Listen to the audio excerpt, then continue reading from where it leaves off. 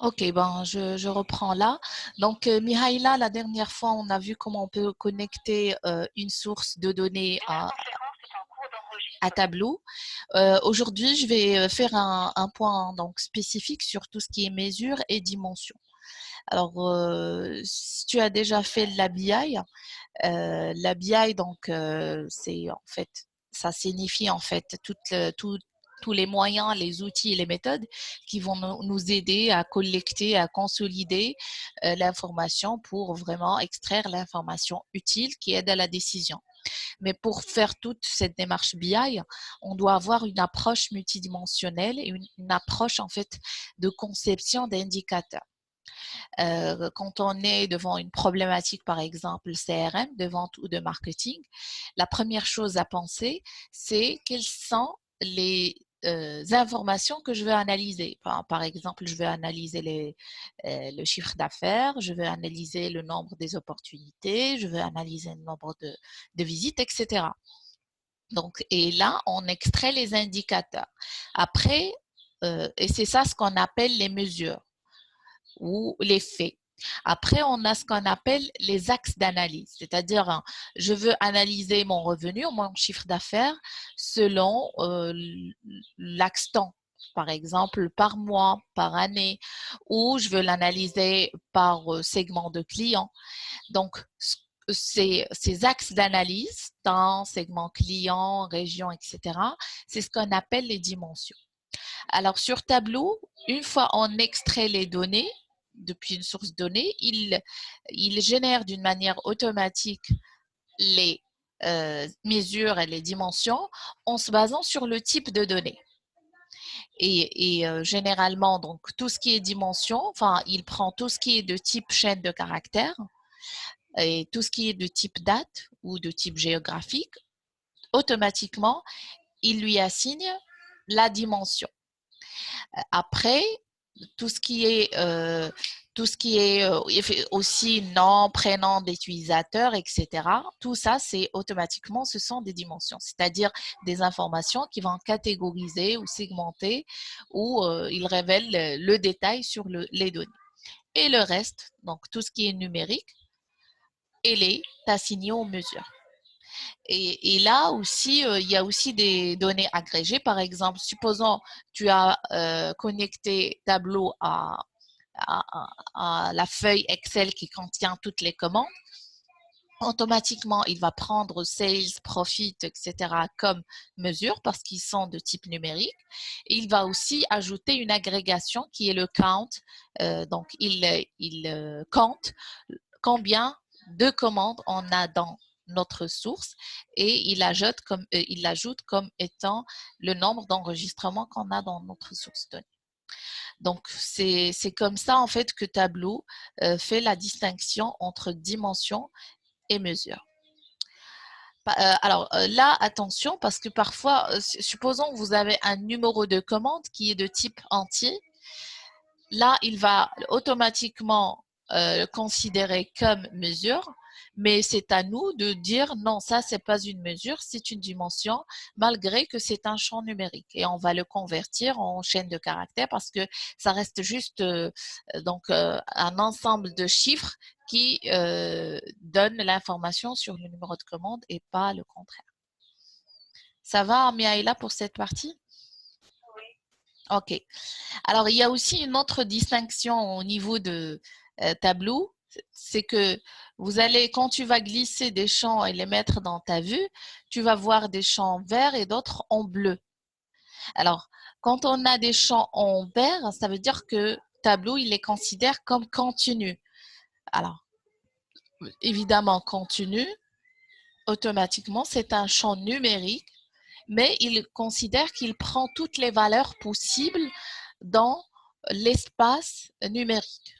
Par exemple, si je glisse profit ou sales dans ma vue, il va automatiquement mettre ça en vert et il va donc considérer qu'il peut prendre une valeur de 0 jusqu'à l'infini. Et c'est pourquoi il est en vert. Maintenant, donc généralement, les champs continus ajoutent des axes à la vue. Par contre, quand on glisse un champ et on voit qu'il est en bleu, par exemple, si je glisse product name, il est automatiquement en bleu. Ça veut dire qu'il prend des valeurs discrètes. Ben, ce sont les noms des produits. Je peux glisser par exemple catégorie de produits, ça aussi c'est discret, ainsi de suite. Et ce sont des valeurs finies en fait et qu'on peut compter. Généralement, les champs en bleu ajoutent des entêtes à la vue. Sachant que tu peux quand même convertir un champ continu qui est en vert vers un champ discret ou vice-versa. Alors, si je fais par exemple profit, je le rends discret. Ben, c'est donc facilement via le menu. Il va prendre que les valeurs qu'on a au niveau de la base de données. Il ne va pas être considéré continu au niveau de l'analyse tableau. Alors, voilà un petit exemple. Donc là, continu, c'est un champ continu. Automatiquement, il est considéré par tableau comme continu. Elle est en vert. Et là, on voit que l'axe, l'entête numérique, elle est automatiquement ajoutée. Idem pour sales. Par contre, si je clique droit sur continu et je choisis discret, là, il va mettre quantité en bleu et il va me générer un histogramme, donc des commandes qui ont par exemple la quantité 6, voilà, et ils ont un somme des ventes qui approche de 100 000 $, ainsi de suite. Donc, il prend que les quantités qu'on a au niveau de la base et il compte combien de commandes j'ai sur chaque quantité et il fait la somme des sales donc associés. Alors, je vais peut-être ouvrir notre fameuse source de données pour te montrer ça. Donc, ici, on a quantité. Donc, automatiquement, si je fais double-clic, il va mettre quantité en vert parce que c'est un champ numérique. Ou je le glisse comme ça, il est en vert. Je glisse Sales et donc je glisse le détail, Order ID dans le détail pour que je vois tout. Alors après, je peux par exemple choisir de voir ça en ligne, etc. Maintenant, ce qui est aussi ce qu'on peut. Alors là, par exemple, quantité, pour moi, je peux le considérer comme dimension pour faire l'analyse. Et je peux le garder au niveau de la mesure. Alors, supposons, je veux le convertir en dimension. Dans ce cas, je vais mettre quantité ici. Et là, il va me mettre discrètement les quantités. Bon, je vais choisir de mettre des barres, par exemple. Il va me classifier les commandes. Bon, j'enlève ici l'order ID. Il va me classifier les commandes comme ce qu'on a vu dans la présentation et il va les mettre, il va les consolider par quantité. Alors, ici, quantité, il est bien discret, il est en bleu. Je peux changer en continu et je mets ici ligne. Et là, automatiquement, il va me considérer comme étant un champ continu dans le champ numérique ou dans l'espace numérique. Ça, c'est quelque chose de très intéressant qu'on utilise pour tout ce qui est visualisation avancée. Alors, qu'est-ce qu'on a d'autre? Alors, on a les hiérarchies pour agréger les données, on a les groupes, les ensembles et les filtres. Et donc pour le voir, donc on va aller dans le détail dans chacun. Hiérarchie, c'est pour hiérarchiser les éléments. Par exemple, tu as produit, famille de produits et sous-famille de produits. Donc, je peux créer une hiérarchie comme ce qu'on a fait ici pour que si je glisse la hiérarchie dans ma vue, j'aurai automatiquement le plus qui va me permettre de naviguer dans ma hiérarchie sans à revenir ici et choisir le champ d'analyse. Ça, donc, c'est intéressant dans ce sens. Pour créer une hiérarchie, il suffit de glisser le champ par exemple, ici, alors, je vais peut-être supprimer cette hiérarchie. Voilà. Et après, pour créer cette hiérarchie, bon, alors, j'ai catégorie, j'ai product name, je vais glisser product name dans catégorie. Je vais l'appeler product hiérarchie.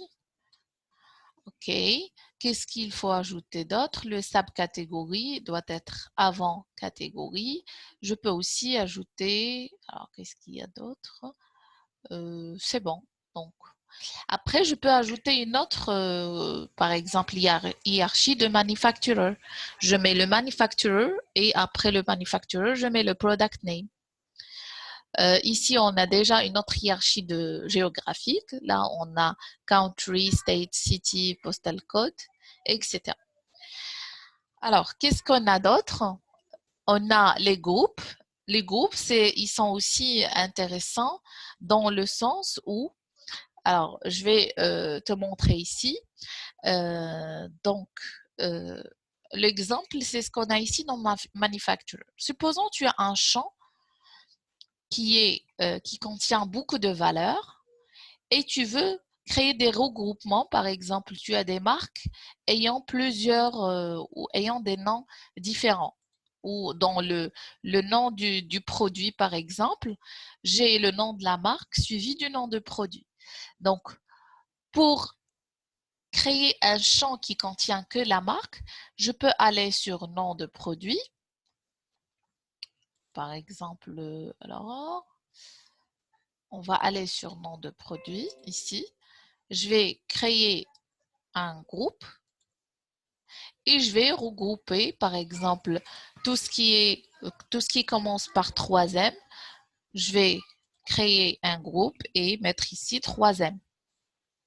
Après, je prends tout ce qui commence par Astra, je crée un groupe qui s'appelle Astra.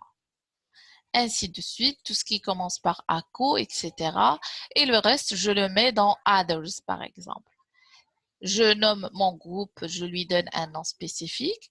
Et voilà, donc j'ai un groupe qui fait un regroupement donc logique, discret, qui est manuel de toutes les marques que j'ai au niveau de mes produits.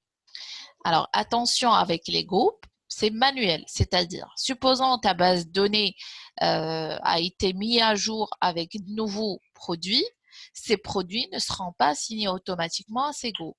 Il faut revenir sur donc le groupe qu'on a créé, le modifier et commencer à assigner le reste. D'accord? Alors, je continue. Je suppose qu'il n'y a pas de questions. Donc, les groupes, on a vu comment on les crée, les hiérarchies, les champs combinés. Alors, supposons tu as un champ Customer Name et un autre champ Customer, par exemple, First Name et Customer Last Name. Et on veut afficher dans la vue un seul champ qui contient le First Name et le Last Name. Dans ce cas, je peux utiliser champ combiné. Alors ici, par exemple, je veux mettre le Customer Name avec le segment dans un seul champ. Je vais sélectionner les deux en même temps et je vais cliquer droit et je clique sur champ combiné. Et là, il a créé un champ combiné qui regroupe le Customer Name et le segment. Alors, je prends par exemple une nouvelle feuille, je mets mon champ et là, tu remarques, j'ai un champ qui contient les deux. Alors, je peux modifier le champ combiné pour modifier le séparateur de ces deux champs, etc. Donc, ça, c'est le champ combiné. Les ensembles. Les ensembles, en fait, c'est une caractéristique très intéressante au niveau de Tableau Software et qui permet en fait de pouvoir faire des comparaisons ou créer des sous-ensembles et pouvoir les utiliser dans nos calculs avancés.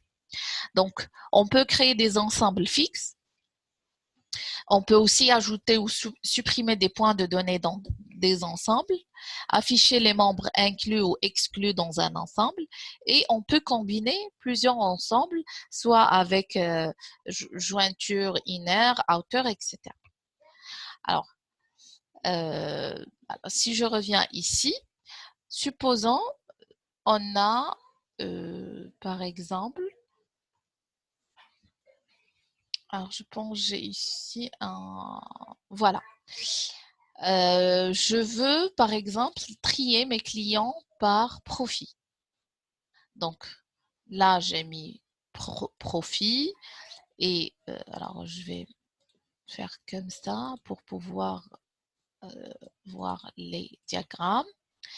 Donc, j'ai créé un diagramme barre des profits. Je vais les trier, donc, comme d'habitude, par ceux les plus profitables. Et je vais créer un ensemble des top 10 des customers les plus profitables, donc ou les top 5. Donc ici, 2, 4, 5. Donc, je peux par exemple venir ici, les sélectionner et cliquer sur cette icône et créer un ensemble. Et je nomme ça les top 5 par profit.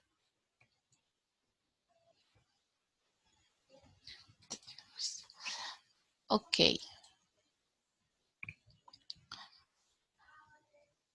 Et donc, voilà, j'ai mon ensemble créé ici. Supposons dans une vue, vous voulez afficher que les top 5, il suffit de glisser ça ici et vous aurez automatiquement les 5 affichés uniquement. Je n'ai pas à ajouter des filtres par-ci, par-là. Et je peux aussi donc mettre ça comme ça et enlever le filtre. J'enlève le filtre et je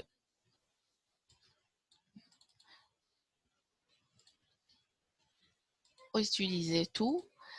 Et donc là, j'aurai toujours donc mes top 5 des profits. Alors, quand est-ce que c'est très utile d'utiliser donc ça? C'est quand je veux garder un affichage. Alors, les sets, ils sont très intéressants quand je veux garder un affichage malgré que j'ai plusieurs critères dans ma vue. Supposons par exemple, euh, euh, on veut toujours euh, afficher les top 5 des customers, même si la catégorie de produit a été changée. Donc là, j'ajoute par exemple la catégorie de produit. Voilà, je trie et j'ai donc mes top 5 qui sont affichés, sauf que ces top 5, ils sont figés parce que le set que j'ai créé, il contient uniquement 2, 4, les 5 noms que j'ai mis ici. Alors, on a la possibilité de créer des ensembles, mais d'une autre manière. Alors, je vais aller sur, donc ici, Customer Name, et je choisis Créer ensemble. Et là, au lieu de sélectionner des personnes spécifiques, je vais dire, ben, je veux bon, soit je mets une condition, soit je veux mes premiers 5 par profit ou les bas, les derniers. Donc, moi, je m'intéresse au premier et je fais OK. Donc, j'enlève ce filtre et j'ajoute mon nouveau filtre. Voilà. Et là, alors, qu'est-ce qu'on a ici? Pourquoi ça n'affiche rien? Alors, je refais la manip. J'ajoute ici le customer name. J'ajoute le profit. Très bien. Je trie et je vais vérifier mon ensemble. Ah oui, j'ai laissé ça activé. Il fallait mettre ici aucun et garder ça. OK. Maintenant, je mets ça dans mon filtre et voilà. Donc, j'ai uniquement les 5 ayant les profils les plus importants. Donc, supposons j'ai changé et je choisis en fait, par exemple, la catégorie fourniture, j'aurai les 5 premiers de la catégorie fourniture. Si je change la catégorie en office player, j'aurai d'autres 5 personnes, ainsi de suite. En fait, c'est ça l'avantage d'utiliser un ensemble dynamique au lieu d'un ensemble statique que j'ai créé tout à l'heure.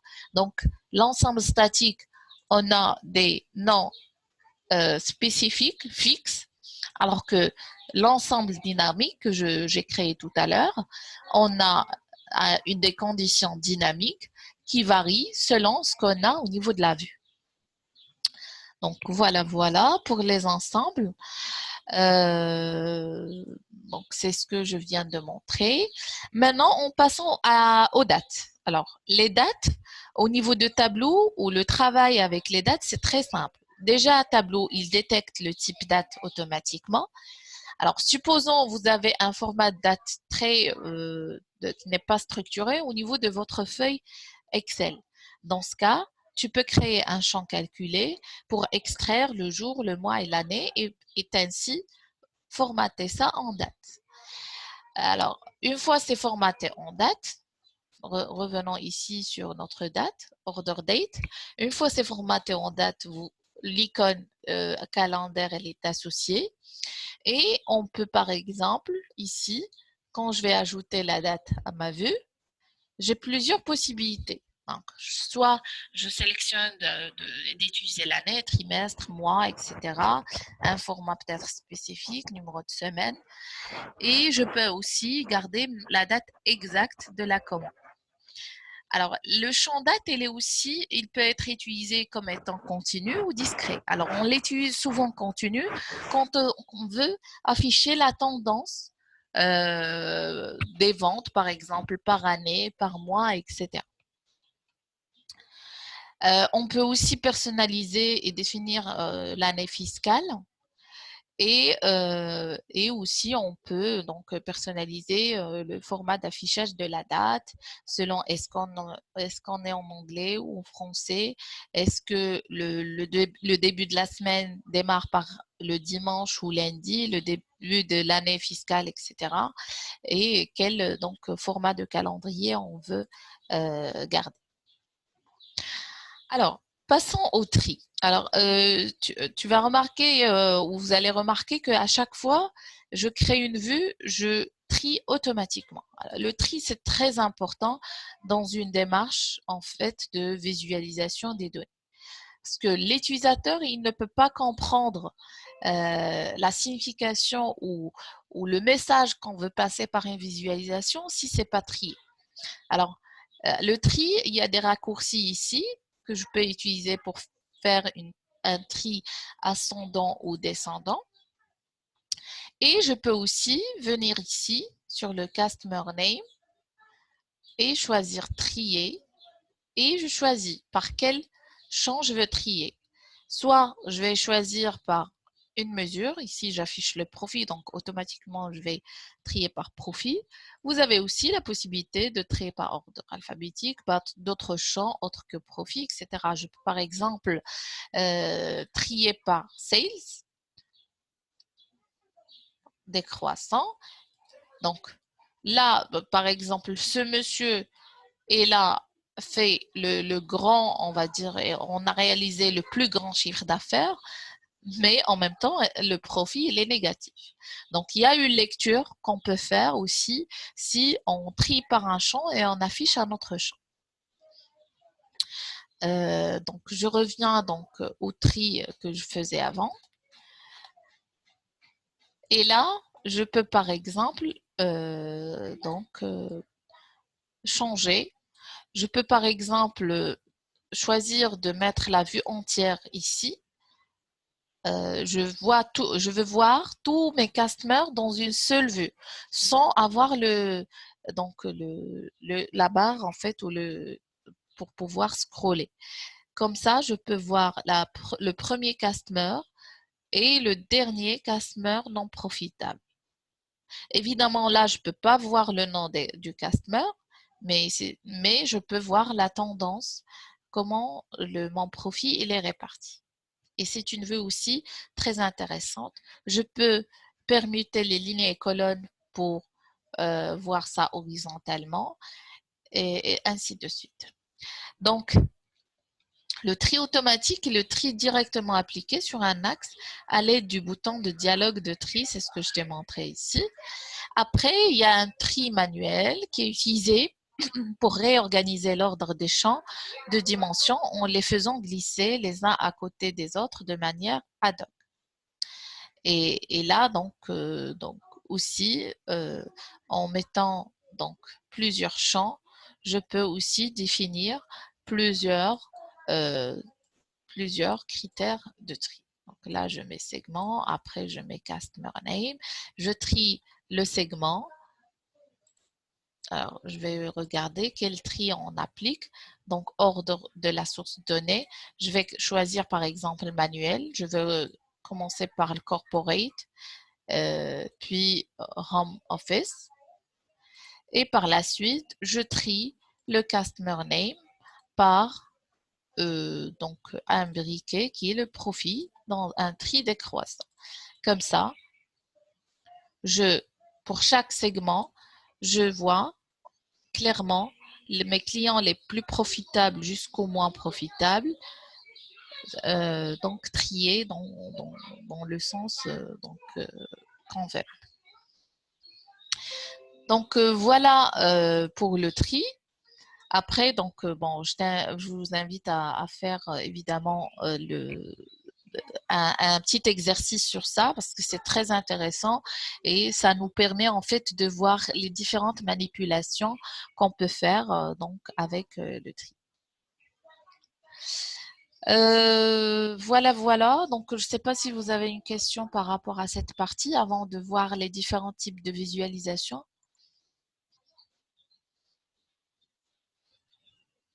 C'est bon? Ok, parfait. Alors, je vous invite à regarder ensemble les visualisations proposées par tableau. Alors, comme vous avez vu sur Tableau Desktop, il y a un menu ici qui s'appelle Montre-moi et qui me permet de choisir quelle visualisation je vais utiliser. Alors, en bas, vous avez une petite indication sur qu'est-ce qu'il vous faut pour utiliser cette visualisation. Par exemple, pour cette table, il faut une ou plusieurs dimensions et une ou plusieurs mesures. Pour avoir P-chart, il faut donc une ou plusieurs dimensions, une ou deux mesures maximum, ainsi de suite. Il y a des visualisations qui nécessitent que des mesures. Par exemple, l'histogramme, il nous faut une seule mesure. C'est logique parce que on affiche la distribution d'un champ spécifique au niveau donc au niveau de l'axe numérique. Maintenant, sur cette vue que j'ai déjà créée, vous allez remarquer que j'ai des visualisations ou des types de graphiques désactivés et d'autres activés. C'est normal parce que là, on a déjà deux dimensions et une mesure et donc il va me proposer uniquement les visualisations vers lesquelles je peux changer cette vue actuelle. Alors, commençons par la première qui est les tableaux croisés. Les tableaux croisés, ce sont des tables texte. Là, on peut mettre donc un ensemble de dimensions au niveau des colonnes et on peut mettre aussi des dimensions au niveau des lignes et on met une mesure ou plusieurs mesures au niveau, donc au milieu de la table. Je peux aussi associer différentes propriétés pour, par exemple, changer la couleur de la mesure. Si c'est un chiffre plus important, le rendre plus coloré, etc. Je peux aussi appliquer des filtres, etc. Alors, le tree map que j'ai ici, ou l'arborescence, on l'utilise pour aussi donc, mettre en valeur le volume ou par exemple le chiffre d'affaires d'une catégorie par rapport au reste. Ici, par exemple, je peux créer une nouvelle vue, choisir, alors je vais faire comme ça, je vais choisir d'analyser pour chaque subcatégorie quel est le chiffre d'affaires réalisé sous format d'arborescence. Et là, je vois que les phones et chairs, ils ont le chiffre d'affaires le plus important et ça descend jusqu'au reste des subcatégories. Alors, les secteurs ou les pie charts, c'est aussi donc un graphique qui est très utilisé, mais il a des spécificités qu'il faut respecter. Donc, évidemment, j'affiche une mesure selon une catégorie de produits ou selon les segments clients ou selon enfin, un critère spécifique. Alors, pour que le pie chart soit visible, il ne faut pas que ça dépasse 5 ou 6 catégories maximum. Et de deux, il faut que la répartition ou la différence entre la répartition de ces catégories soit visible. Donc ici, par exemple, je comprends facilement que chairs a la part le plus importante, suivi de tables. Et après, bon, je vois que bookcakes et furniture donc vient en dernier. Mais la différence entre ces deux, c'est pas très visible au niveau de pie chart. Mais quand même, ça reste significatif pour mon cas. Mais supposons que vous avez 3 catégories et chaque catégorie prend ou détient 30% des ventes. Bon, c'est pas significatif. Bon, ça va nous donner une idée comme quoi, bon, on n'a que 3 et ils ont presque la même taille. Mais si vous avez 5 ayant la même taille ou 6 ayant la même taille ou plus, ben, vaut mieux associer un autre graphique qui pourra apporter plus de données et plus d'informations par rapport à ce qu'on a au niveau de notre donnée. Alors, ici, table surlignée ou heatmap, c'est une visualisation qu'on trouve ici. Et elle est aussi très utile. Quand est-ce qu'on utilise ça? C'est surtout pour, par exemple, faire des analyses de cohortes. Par exemple, les connexions des utilisateurs dans une journée donnée. Quels sont les intervalles de temps? Là, on a la grande pression, un nombre d'utilisateurs plus important et les intervalles, là où on a une baisse de connectivité. On l'utilise par exemple pour montrer le taux ou le volume des visites de nos clients durant une période donnée de temps, ainsi de suite. Alors, les cartes géographiques, donc évidemment, c'est un diagramme qui est très, très utile. La répartition géographique ou la localisation géographique, c'est un visuel qui est facilement interprétable par l'humain, surtout qu'on maîtrise ou qu'on connaît en fait la situation géographique de chaque pays. Et il suffit donc de l'utiliser et de glisser aussi un autre indicateur qui montre les ventes ou le profit par city et on peut jouer sur la taille par exemple des cercles pour savoir ou la couleur en fait de la zone pour savoir si on a plus de ventes sur une région donnée ou pas. Alors pour avoir une carte, bon rapidement on peut glisser un champ géographique. Tableau, il va automatiquement l'interpréter. Il va me proposer une carte. Voilà. Et là, par exemple, je vais glisser aussi le state. Très bien. Et je veux voir le profit par state. Vous remarquez que automatiquement, il a assigné des couleurs. Donc, moins profitable, il est en orange, le plus profitable, il est en bleu, aux états. Donc, il va faire un somme sur le profit. Il va assigner donc la couleur. On peut aussi utiliser des cercles et au lieu de mettre la couleur, bon, je vais mettre profit dans la taille. Et je peux augmenter la taille. Et là, les cercles les plus grands ou les plus grands sont situés dans les États ayant le plus grand profit. Le graphique ou le graphique en R, c'est un graphique similaire au graphique en ligne ou, la courbe, sauf que là, ben, on remplit ce qui est en bas et on le colorie. Évidemment, on peut aussi montrer l'empilation ou un graphique empilé des ventes, du profit ou tout ce qu'on veut. Par exemple, je vais analyser les ventes par axe temps. Voilà, je vais choisir graphique en R. Donc là, il m'affiche la tendance. Je peux aller même en quarter. OK, parfait. Et là, supposons, je veux voir la part de chaque catégorie dans ces ventes ou la part de chaque segment. Dans ce cas, je vais glisser segment dans couleur et là, automatiquement, il m'affiche la part de chaque segment. Évidemment, c'est un graphique empilé, c'est-à-dire la somme de tous les segments me donne en fait la ligne au top.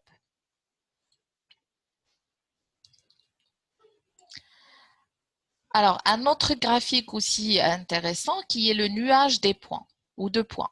En anglais, c'est le scatter plot et il permet de me montrer quels sont. Donc, je peux là descendre dans le détail, c'est-à-dire afficher la data carrément par commande ou par nom de client.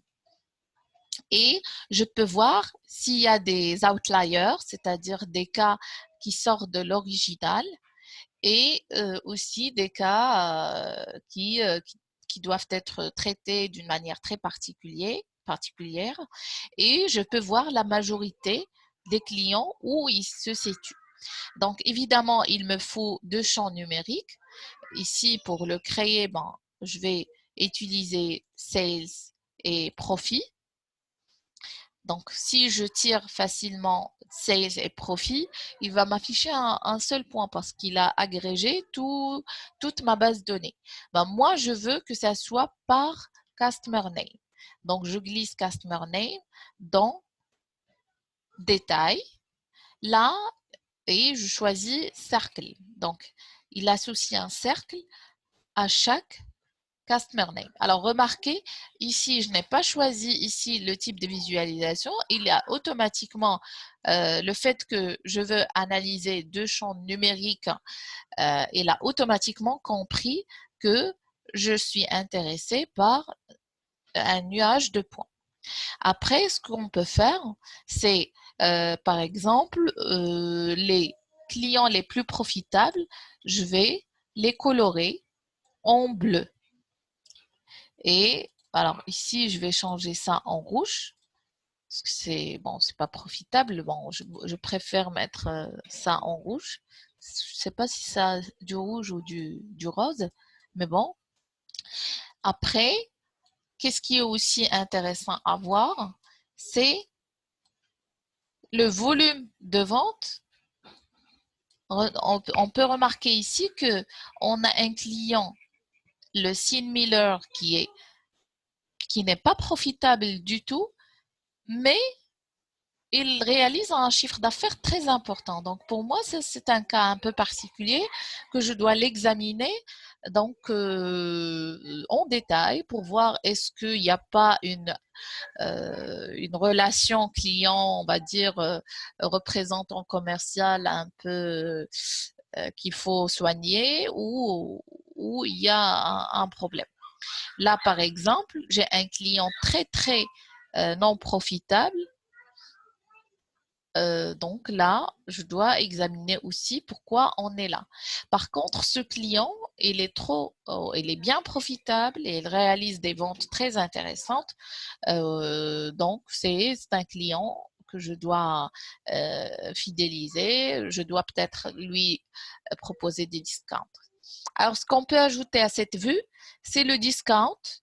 Ça va me permettre de savoir est-ce qu'il y a des discounts qui s'appliquent à des clients et qui poussent à ce que le profit ne soit pas intéressant. Je peux, par exemple, soit ajouter le discount dans l'infobulle.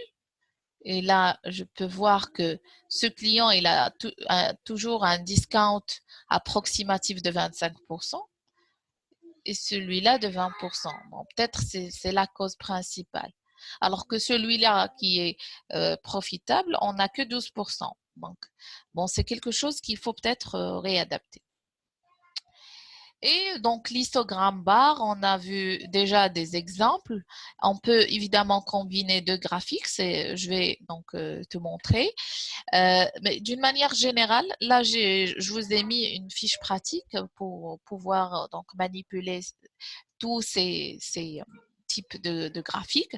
Mais l'important, c'est de choisir la bonne visualisation pour le bon indicateur, ou pour le bon indicateur ou l'information que je vais retirer. Par exemple, les barres, on les utilise souvent si on a une dimension discontinue, c'est-à-dire discrète. Les courbes, c'est préféré pour les dimensions continues, une tendance au fil du temps ou par exemple les ventes, la tendance des ventes et des profits, etc. Géographie, bon, c'est clair quand est-ce qu'on peut l'utiliser. Bon, si on n'a pas de données géographiques, on peut pas les utiliser. R, c'est une meilleure comparaison, surtout si on empile des catégories. Table surlignée pour visualisation de la variation à travers des catégories. Et le tree map ou l'arborescence, c'est pour représenter une mesure en arborescence via des rectangles. Alors, il y a en annexe, j'ai associé cette image qui nous guide en fait pour choisir la bonne visualisation donc sur chaque type de données ou ce qu'on veut en fait montrer dans une vue spécifique. Alors pour diagramme en barre ou les histogrammes, donc si je prends le profit par exemple et je veux voir sa distribution, automatiquement, Tableau, il crée donc une distribution basée sur plusieurs classes. Remarquez ici, on voit profit classe et pas profit. Et là, c'est le count. C'est-à-dire, il prend, par exemple, ici, c'est la classe de profit qui est entre tous les profits qui sont entre moins 283 $ et 0, sans compter ici, on a au total 1757 commandes ayant un profit entre moins 283 $ et 0 $. Ici, on a les commandes ayant un profit qui varie entre 0 et donc pardon, ici c'est plutôt le contraire. Peut-être il faut changer un peu l'axe pour qu'on voit ça plus facilement.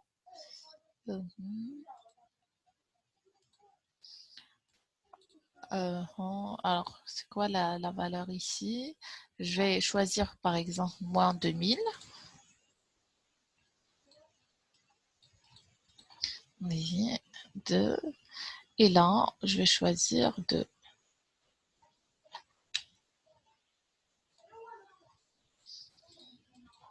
Alors, 2000.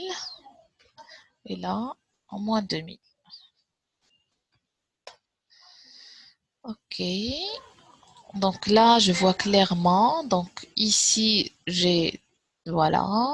Ici, j'ai entre 0 et à peu près 250. Ici, j'ai entre, donc 280, entre 0 et 283. Ici, c'est entre 283 et 566, etc. Alors ça, c'est une création automatique par tableau, sachant qu'on peut créer nous-mêmes euh, cet histogramme ou ces classes en cliquant sur Profil, Créer, et ici, je choisis classe. Et je peux choisir la taille donc des classes que je veux. Il y a une proposition automatique par tableau. Moi, je peux choisir de mettre, par exemple, 200 $ par classe. OK. Et au lieu d'avoir ça, je vais mettre ça. Voilà. Donc, j'ai des classes de 200. Ça, c'est l'histogramme. Sinon, bon, il y a les barres horizontales. On a déjà utilisé les barres empilées. Dernière chose qu'on pourra aussi voir, bon, c'est bien évidemment ça. Donc, j'ai 16 par catégorie. Et là, ce que je peux faire, c'est ajouter le segment, par exemple, au niveau de la couleur. Et là, je suis dans plutôt dans un diagramme empilé qui me montre le segment, le vent ou le volume de vente par segment sur chaque catégorie de produits. Donc voilà pour cette séance. Alors, je ne sais pas si tu as des questions ou vous avez des questions par rapport à ce que je viens de montrer. Sinon, donc, on va aller encore une fois dans le détail donc, dans la prochaine séance.